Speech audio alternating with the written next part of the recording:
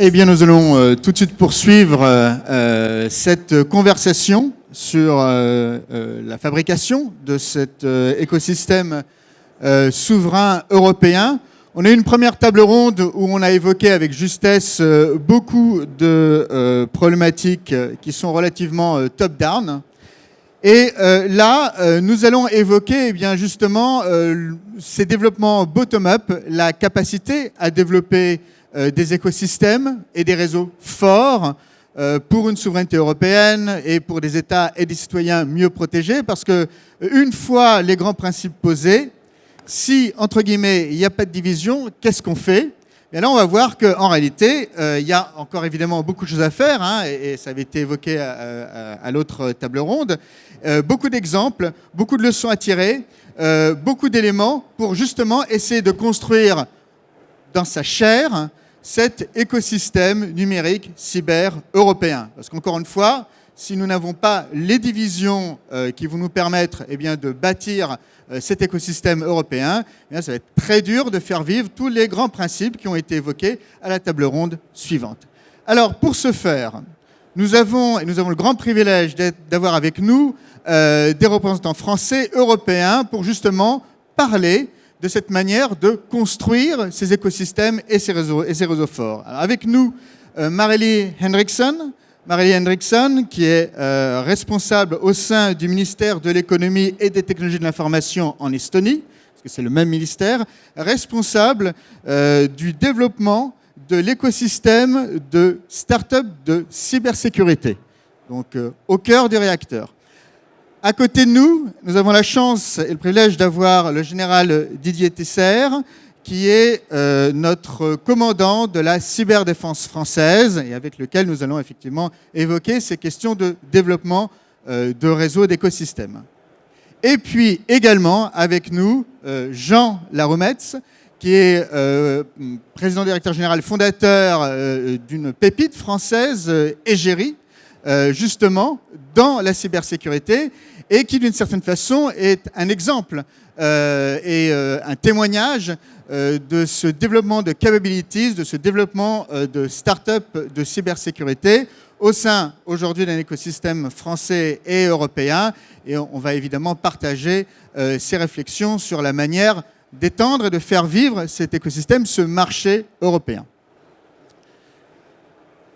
Et donc pour démarrer cette conversation que nous allons avoir jusque vers midi 10, il me semble, eh bien, je voudrais peut-être évoquer tout de suite avec Marilie Henriksson, justement l'exemple de ce pays qui était un petit peu évoqué d'ailleurs dans le contexte de la présentation du vice-premier ministre ukrainien, à savoir l'Estonie, qui est l'exemple d'un petit pays européen, 1,2-1,3 millions d'habitants, et qui pourtant semble avoir été capable de justement faire vivre cet écosystème de start-up de cybersécurité. Alors, ma question, Marilie, c'est précisément aujourd'hui l'écosystème de start-up de cybersécurité en Estonie. Où est-ce qu'on en est ? Est-ce qu'il y a une croissance ? Est-ce qu'il y a une accélération ? Voilà. Et qu'est-ce que ça d'ailleurs pourrait vouloir dire pour le reste des autres pays membres de l'Union européenne ? Je crois que la traduction sera passée. Hello, also from my side. As said, representing Estonia, and as we shouldn't be starting off with an apology, but in my case, yes, I do have to apologize as I don't speak French. So, covering my experience from Estonian cybersecurity ecosystem, I have been within this landscape for 4.5 years. When we started off, then our initial status was not that low. What was established was that cybersecurity as a field is very important to Estonia. We are running a digital state with all the digital e-services, and to have a strong cybersecurity backlog and expertise is really required. bit by bit, we have developed the startup ecosystem, and starting from the last year, we can say that the first results are actually coming. So to give very precise examples is that last year we have achieved two high growth cybersecurity companies who have raised around 15 million euros. One of them raised this year already additional 60 million euros. So this is a kind of a landmark for us, but there are also other landmarks also, which show that our local ecosystem representatives as investors, for example, are giving more of their own money. Local Estonian investors are giving their own money to local cybersecurity companies. To give the numbers to you is that it is quite average that all the investments that come into Estonian startup ecosystems, or let's say 95% of them, are coming from outside of Estonia. In those last investment rounds into cyber, the Estonian money percentage was above 30%. This shows that the investors are thinking more and more along with cybersecurity mindset, and it shows a trust within the ecosystem. And this is really marvelous. And just again to flesh out some of the key figures for Estonia, again, a country of 1.2 million people. Let's keep that in mind. How many active cybersecurity startups do you have today? And how much of cybersecurity funding, VC funding, as a percentage of overall startup funding today in Estonia? Just to flesh out some key numbers. Yeah, so the last numbers are that we have a slightly more than 60 startups in the field. Our Estonian definition of a startup is slightly different than in many European countries, which means that we are not considering a company with a traditional mindset how to scale and develop the business a startup. We say that a startup is a company who is looking for a scalable business model, has a global ambition, and is really going out there. With the speed in mind. But giving the numbers, so last year, from the total investments that were raised by Estonian startups, 15% went into cybertech. This is really another landmark, yes. Yes, indeed. And just perhaps to make a point of comparison, say with another very vibrant ecosystem in terms of cybersecurity startups. If I just take, for example, Israel, I believe it's about 700 active cybersecurity startups, but that's for a country of 9 to 10 million people. And you have achieved as you mentioned, 60 active cybersecurity startups for, again, a country of 1.2 million people with, as you mentioned, kind of stringent, actually, definition of what is actually an active startups. And again, what you mentioned, the 15% figures, which is very interesting. So these, I would believe, very stellar number, actually, that should create reflection to all EU counterparts, because in a way, you kind of proving that even very, very small countries can actually manage to develop that ecosystem, that capacity building in terms of cybersecurity startups. To your point, to your views, what are some of the key reasons, may that be cultural, human, or financial, that are versions of this development of the Estonian cybersecurity ecosystem? Well, the reasons actually lie within our longer history. Like 20 years ago, the e-Estonia was established, the roots of how we offer services, how we exchange data, and our new generation has growing up with that idea. So definitely the roots are in the culture and all the mindset. When Estonians think of having new services, then they think it should be digital, without as few of anything else than digital. So les éléments culturels, mais également, j'imagine, tous les éléments en termes de funding, de financement et peut-être aussi d'exposition à d'autres marchés. Pour être bref, quels sont un petit peu les aspects de stratégie des startups de cybersécurité estoniennes? Si la traduction fonctionne, sinon je me permettrai de le faire en anglais aussi, il n'y a pas de problème. My translation got lost, but otherwise I can just say it briefly. So you mentioned the infrastructure elements, I believe, of cultural, Yep. but maybe there are also things in terms of market ambitions, and also where do startups in Estonia get their funding? So that, Yeah. because which can be linked actually to market ambitions. Well, as said, Estonia is such a small country that all Estonian companies has to think global from the day one, which gives additional layer to how we think about things. And one which is really interesting is that when you head global, then there's no competition at home.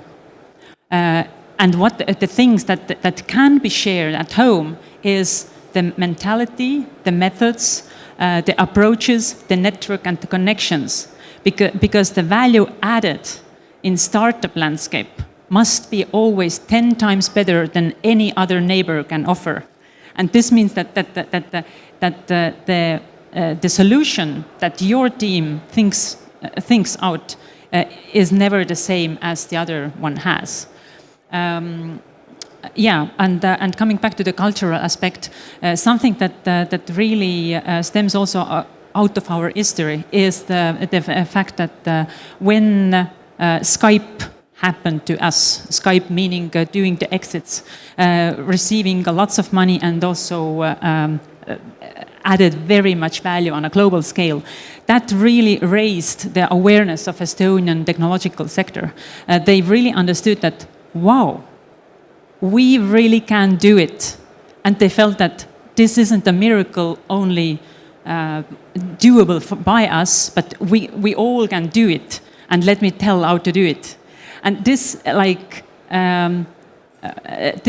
initiated a circle of giving back mentality, which also lasts today within our Estonian startup ecosystem.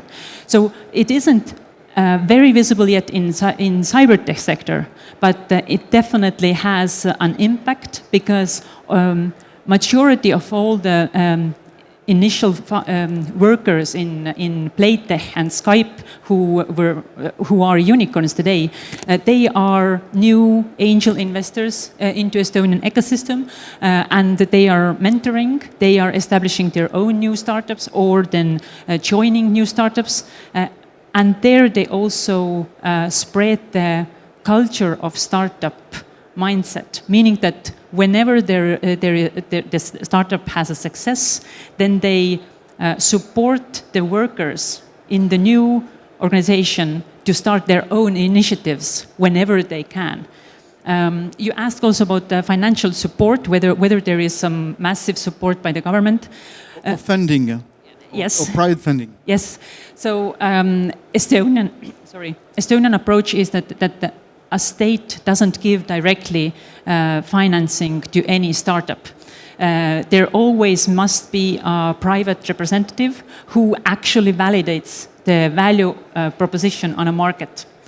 So for that we have a special institution in place with the name of SmartCap.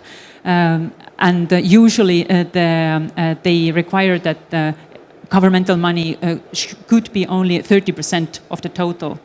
So we are really not promoting that let's give a high amount of governmental money and they can sustain themselves as long as they can. So we rather believe in hunger to give value and to deliver something. And in case you are not learning enough of the client needs or something like that, then perhaps it isn't yet your turn.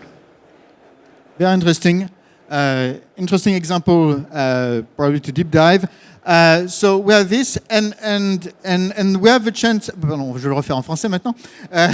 Nous avons la chance d'avoir avec nous le général Tisser du cybercommandant français. On sait aussi que dans d'autres écosystèmes, la place, on va dire, des organismes militaires, même pour être à l'origine de futures startups qui vont faire de la cybersécurité défensive, cette place est très importante. Et j'ai en tête d'autres pays, ailleurs d'ailleurs qu'en Europe. Je voulais vous poser cette question, effectivement, du rôle et de ce que peut faire le ComCyber, justement, pour arriver à faire naître ces écosystèmes d'innovation, parce que d'une certaine façon, dans le ComCyber, on fait aussi de la R&D, d'une certaine façon. Donc, cette question pour vous, mon général. Oui, en effet, le ministère des Armées, en particulier le commandement de la cyberdéfense, est un acteur qui investit dans les entreprises, les grandes et les moyennes, bien évidemment en direct ou au travers de la Direction générale de l'armement. Et en fait, pour donner un ordre d'idée, dans le cadre de la loi de programmation militaire, entre 2019 et 2025, c'est 1,6 milliard qui sont investis dans le cadre de la cyberdéfense. Alors, tout n'est pas pour l'investissement, il y a aussi du fonctionnement, mais il y a à peu près la moitié. Et donc, il faut utiliser cet argent de manière utile et performante. Alors, il y a plusieurs manières. La première, elle est classique, c'est au travers de la DGA. Donc, les opérationnels que je représente expriment un besoin. Et ce besoin, il se doit aujourd'hui de répondre justement aux enjeux. Donc, on n'est plus seulement dans une sécurité classique, on est véritablement dans une cyberdéfense. Donc une cyberdéfense, ça veut dire être capable aussi de comprendre l'adversaire, comprendre ses modes d'action, pouvoir anticiper. Et en fait, ça représente des études, ça représente le besoin de capter de l'innovation. Et donc, au sein du ministère des Armées, il y a des procédures comme ça, de ce qu'on appelle des études amont, qui vont permettre, par rapport à des technologies qui sont naissantes, de voir comment on peut les domestiquer, comment on peut les utiliser et comment on peut les rendre utilisables. Donc ça, c'est le cheminement classique, traditionnel, avec donc des investissements forts au travers de la DGA vers des grands industriels. Mais bien évidemment, et on le sait tous, souvent, l'innovation, elle est dans les startups, dans les PME.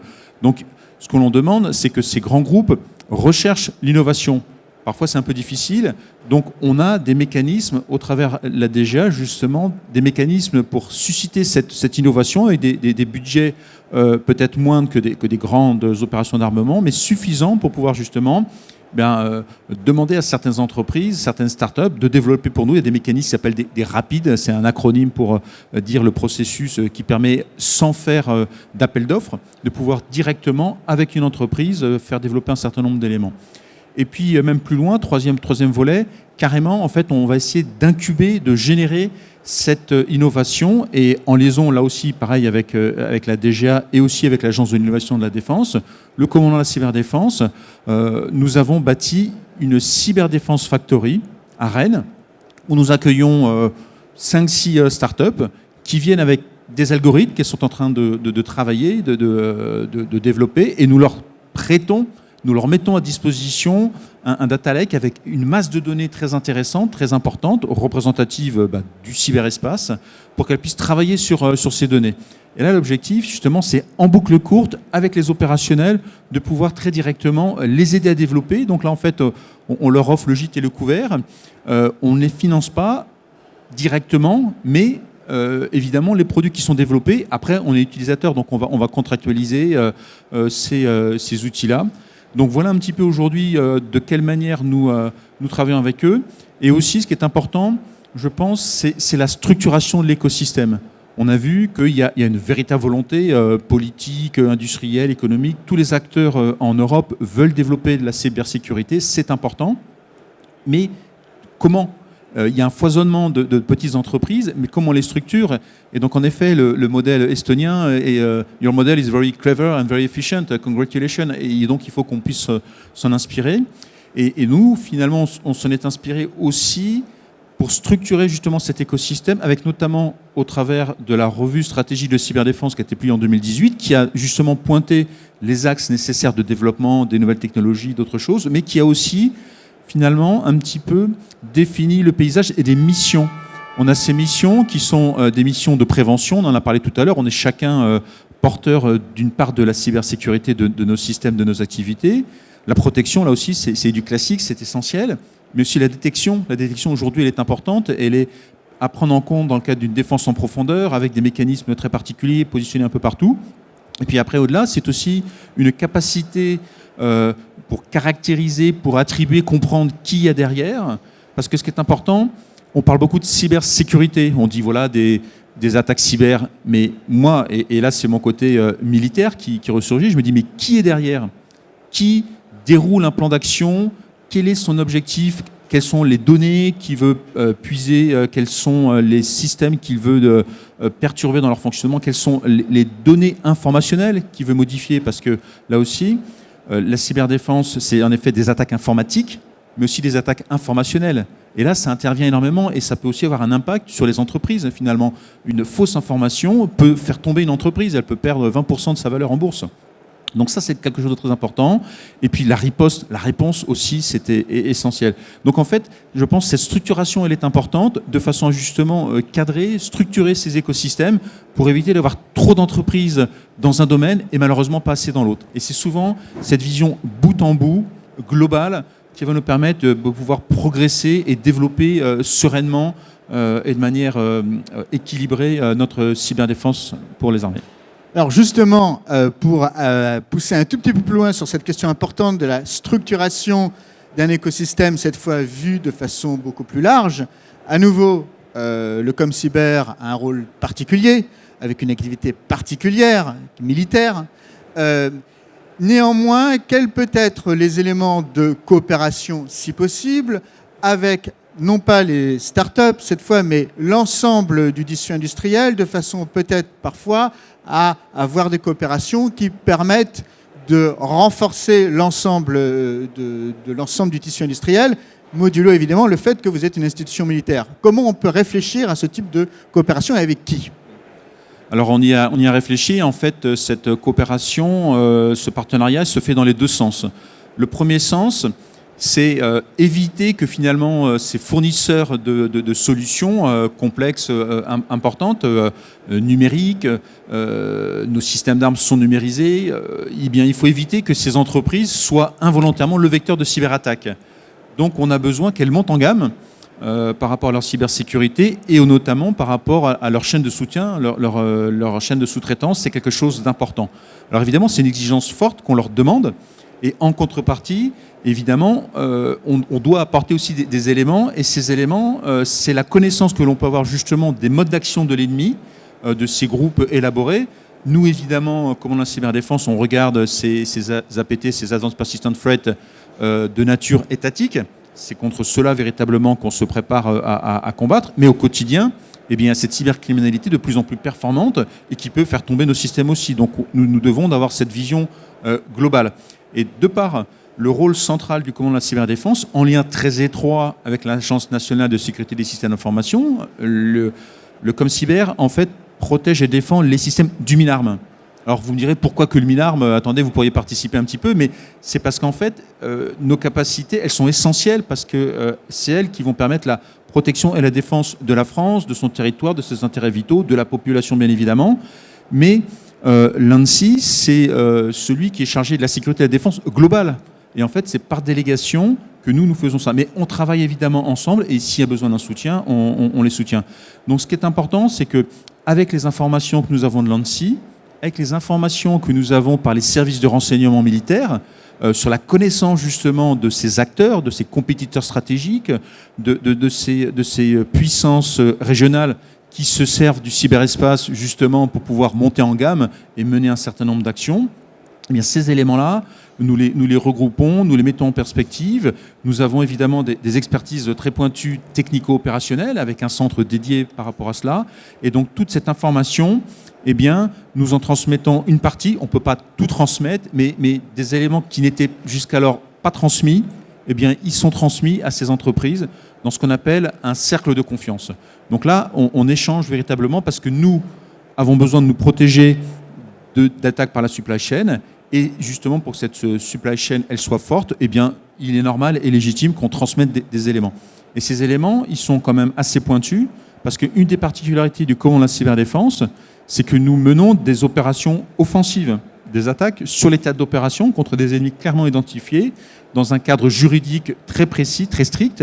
Et donc finalement, nous savons les attaques les plus sophistiquées, comment on peut les conduire. Et donc, naturellement, on sait comment il vaut mieux se défendre, là où sont les vulnérabilités du moment. Et ces éléments-là, nous les transmettons à ce tissu industriel. Et l'objectif, évidemment, c'est d'accroître un petit peu ce tissu qui soit de plus en plus important. Et donc, cette convention, justement, vise à pouvoir être élargie à d'autres partenaires.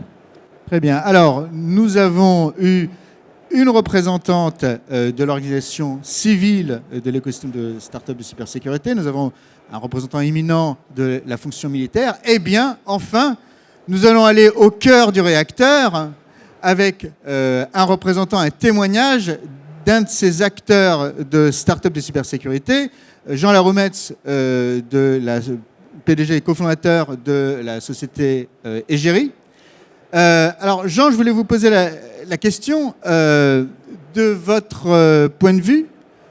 Comment on développe une filière européenne, puisque c'est un petit peu quand même le sujet, et si on allait dans ce sens-là, quel type de consolidation mettre en place et quel type de relation avec peut-être les autres écosystèmes qui existent en Europe? Merci pour votre invitation déjà, Guy-Philippe. Comment construire une Europe souveraine dans ce domaine-là? Déjà, je pense qu'il faut une vraie volonté politique. Je ne vais pas m'appesantir sur ce sujet, c'est pas mon sujet, mais je pense que sans une vraie volonté du numérique, qui intègre la cybersécurité en Europe avec des vrais moyens aussi, parce qu'on pourra parler tout à l'heure un petit peu des moyens mis à disposition, mais il faut vraiment des moyens, on n'avancera pas réellement, on aura du mal à aligner les planètes. Mais ce n'est pas mon sujet.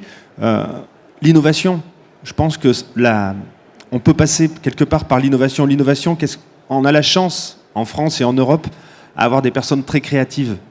On a des filières mathématiques, je vais parler pour la France, qui sont extrêmement bien reconnues. On a des ingénieurs de très haute valeur ajoutée. Donc on a capacité à développer des choses très performantes, très nouvelles. Après vient le problème du financement.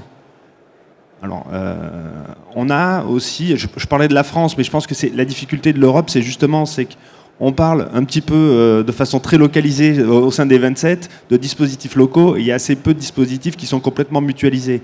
C'est peut-être un petit peu ça, et donc il y a un vrai besoin d'une volonté politique derrière. En France, comment on fait? On a le crédit impôt recherche. C'est très attractif, et ça aide énormément les entreprises à développer leur innovation parce que ça les finance directement, et c'est facile d'accès. Les financements européens de R&D sont très difficiles d'accès. Nous, on n'essaie même plus d'en obtenir tellement c'est compliqué. On passe plus de temps à faire de la demande de financement que faire de la R&D à la fin. Donc, on préfère se focaliser sur les dispositifs simples d'accès. Le crédit impôt de recherche en France, j'ai fait quelques recherches hier, c'est 6,4 milliards d'euros par an qui sont mis à disposition de la recherche, ce qui rend d'ailleurs la France attractive, même pour les États-Unis, en termes de pays d'innovation où aller rechercher des ingénieurs, parce que quelque part, ils coûtent moins cher quand ils font de la recherche et développement. Ensuite, en termes de financement, et j'en profite pour remercier le général, nous, on a été financé par le dispositif RAPID, qui est le régime d'appui à l'innovation dual, porté par la DGA et notamment le ministère des Armées, pour aider à faire émerger des technologies qui vont servir à la fois le ministère des Armées, mais aussi le monde civil. Et donc, on a été soutenu, et ça nous a aidé à amorcer quelque part notre solution pour répondre à une problématique. Nous, on a une solution qui permet de faire du pilotage de la cybersécurité par les risques, de faire de l'analyse de risques. Et c'était une problématique à laquelle était confronté le ministère des Armées pendant des années, parce qu'il y a énormément d'analyses de risques avant qu'un système passe en production. Il faut être sûr qu'il soit sécurisé d'un point de vue cybersécurité. Et donc, on est confronté à une immensité, à un très grand volume en fait, d'analyses de risques à gérer. Et donc, c'est la solution qu'on propose et qu'on a quelque part un peu co-construit grâce à ce dispositif-là. Et puis après, il y a le capital risque, le financement. L'innovation, elle se finance. Elle se finance. Et donc, bien que on puisse s'enorgueillir qu'il y ait de plus en plus de financement et de capital risque en France, j'ai quelques chiffres. En France, c'est les chiffres de 2020. En France, c'était 6,5 milliards d'euros de capital risque investi. En Europe, il y a 41 milliards d'euros de capital risque investi, globalement dans la technologie. En Chine, on est encore à 46 milliards. Ça va bientôt exploser. Par contre, aux États-Unis, on est à 45 milliards. Si je viens sur le pan de la cybersécurité, en France, en 2020, enfin de juin 2020 à juin 2021, en cybersécurité, c'était 100 millions d'euros. Si on regarde les États-Unis face à ça, c'est 7 milliards d'euros. Je lisais un analyste qui disait maintenant un tour de table de 100 millions d'euros aux États-Unis, c'est monnaie courante. Donc nous, on investit quelque part en France 100 millions d'euros sur nos startups en cybersécurité et en capital risque, alors que c'est un tour de table aux États-Unis. Donc bon, il y a la problématique du financement. Ensuite, c'est la co-construction. Pour qu'une start-up, vous l'avez très bien dit, quelque part avance, il faut qu'elle soit quelque part aidée par le privé, par une association publique-privée et des grands groupes PME. La PME, elle peut innover, mais elle n'a pas accès au marché. Donc elle a besoin de s'adosser à des grands groupes pour adosser sa brique technologique et offrir une brique beaucoup plus globale pour accéder au marché. Puis j'en profite, puisque je suis là à côté du général, pour le remercier, parce que quand on a été amorcé, après il faut que la solution soit utilisée et qu'on passe quelque part de la subvention à la commande publique.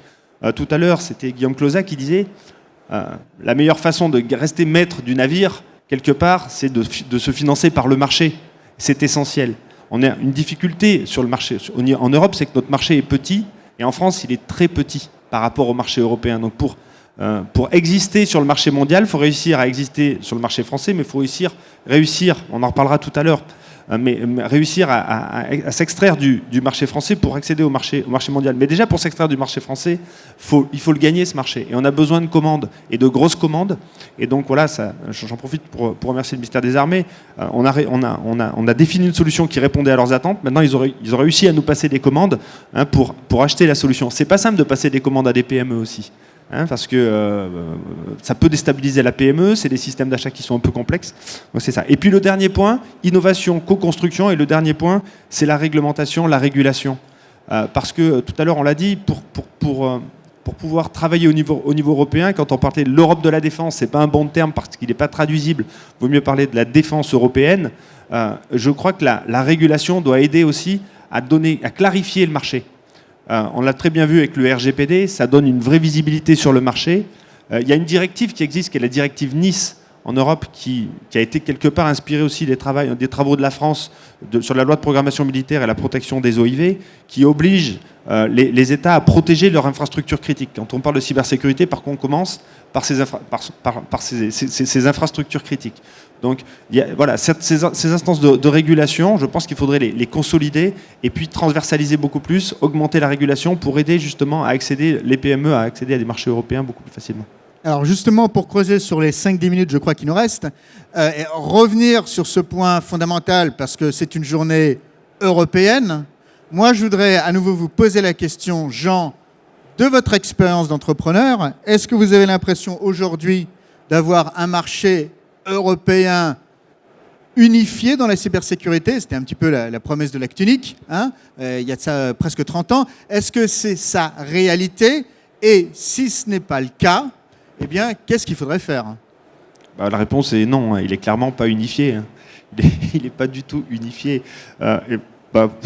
En fait, en réalité, on vit un peu une forme de schizophrénie, je crois d'ailleurs. À un moment, on parle de souveraineté européenne, et puis certaines fois, on revient sur la souveraineté française. C'est difficile en cybersécurité, parce qu'on doit protéger quelque part son patrimoine. Donc, on revient un petit peu sur l'entre-soi. Donc en réalité, le marché européen est quand même très difficile d'accès pour nous. Parce que d'abord, on est français et c'est compliqué pour nous. Vous l'avez dit tout à l'heure, une entreprise qui démarre en Estonie, je reprends vos propos, global since day one. Vous pensez dès le premier jour global. En France, c'est pas notre cas pour l'instant. C'est dommage, mais on pense plutôt le marché français, on est bercé dans ce marché-là. Et puis on a une approche souvent un peu ingénieure de la chose, plus que commerciale de la chose. Donc on a un peu de mal à ouvrir les yeux. Donc je pense qu'il faudrait vraiment travailler ça. Mais après, il y a un vrai besoin de lisibilité du marché européen, de le clarifier, ce marché. Ça viendra vraisemblablement, encore une fois, par la régulation, la réglementation, qui doit aider à donner de la visibilité au marché, avec ses forces et ses faiblesses. Le RGPD a clarifié le marché européen en termes de privacy. En même temps, l'acteur numéro 1 de la mise en œuvre du RGPD, maintenant, est une entreprise américaine. Pour information, c'est OneTrust. C'est une entreprise, en 18 mois, elle a levé 700 millions d'euros. 700 millions de dollars. Donc, en réglementant, on donne accès plus facilement au marché européen pour les Européens, mais aussi, quelque part, aux entreprises qui ont déjà une taille critique et qui peuvent se financer beaucoup plus facilement. Voilà, donc je pense que ça passera par la réglementation. Ça fait d'ailleurs partie des suggestions qui sont dans le rapport de Philippe Latombe sur l'accès à une souveraineté nationale et européenne, avec par exemple un Small Business Act, faciliter l'accès aux startups, aux PME, au marché européen. Parce que c'est le parcours du combattant pour accéder à des marchés déjà en France. Mais alors, à l'étranger, c'est compliqué. Il y a nécessité, nous, on est en train de travailler à notre stratégie à l'international, notamment en Europe. D'abord, par quel pays travailler? D'accord, j'aimerais bien avoir une discussion avec vous sur ce sujet pour savoir si notre implantation en Estonie est pertinente ou pas. Mais quel pays adresser en priorité? Quelle est sa culture? Quelle proposition de valeur présenté sur le marché domestique en question, est-ce qu'il sera compris par rapport à la proposition de valeur qu'on avait sur le marché français? Voilà, tout ça n'est pas simple. Et puis, peut-être la façon la plus simple d'adresser le marché mondial, c'est encore de passer par les États-Unis, essayer d'exister là-bas et de revenir après sur le marché européen.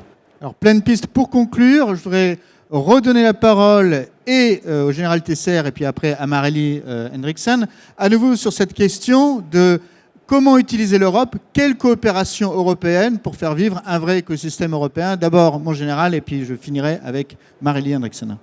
Oui, nous avons abordé un certain nombre de points, et c'est vrai qu'au-delà de la dynamique, de l'envie, il y a un certain nombre de difficultés. Mais là, c'est pareil aussi, le fait de découper tout en gardant cette cohérence d'ensemble par secteur d'activité peut être intéressant. Et au-delà, en effet, de partenariats techniques ou sur des industries, on a aussi des partenariats finalement sur l'emploi des structures que l'on fait et sur la capacité à pouvoir détecter, à pouvoir réagir. Et donc typiquement, ce qu'on appelle des CERT, il y a des CERT en effet nationaux qui sont donc plutôt civils, mais il y a aussi des CERT militaires qui existent. Et donc ces structures justement de coordination, de gestion de crise et de réponse aux crises, eh bien aujourd'hui sont en train de monter en gamme et au niveau des États membres de l'Union européenne, voilà, de gagner. Il y a un certain nombre d'exercices qui se font, des initiatives, et notamment l'ANSI porte une initiative qui s'appelle Cyclone. L'Agence européenne de la défense porte là aussi des exercices auxquels nous participons, le ComCyber, pour les aider, avec un volet stratégique, un volet plus technique. Et donc ça nous permet d'avancer. On a aussi des partenariats qui sont politiques. À un moment ou un autre, je parlais tout à l'heure d'attribution. Attribution, est-ce qu'on en fait une collective, individuelle, publique, non publique? Là aussi, on peut, par rapport aux ennemis, aux menaces, se positionner. C'est quelque chose d'important. Juridique aussi. Là, on peut définir de quelle manière nous voyons en Europe l'application justement de cette réglementation ou de l'absence de réglementation. Et donc, on en développe. Donc, il y a énormément de domaines dans lesquels on peut avancer. Il y a des difficultés, c'est évident, mais ces difficultés sont là pour être levées et à plusieurs, elles seront plus facilement résolues. Merci. Et donc, pour finir, donc on a eu un panorama de ce qu'il faut faire en Europe. À vous, Marélie Henriksen, si vous aviez une baguette magique, peut-être une baguette magique, un petit peu d'inspiration estonienne, comment faire pour changer l'Europe de façon à faire exploser le nombre de startups de cybersécurité qui vont effectivement aller conquérir l'Amérique, qui vont aller conquérir le monde?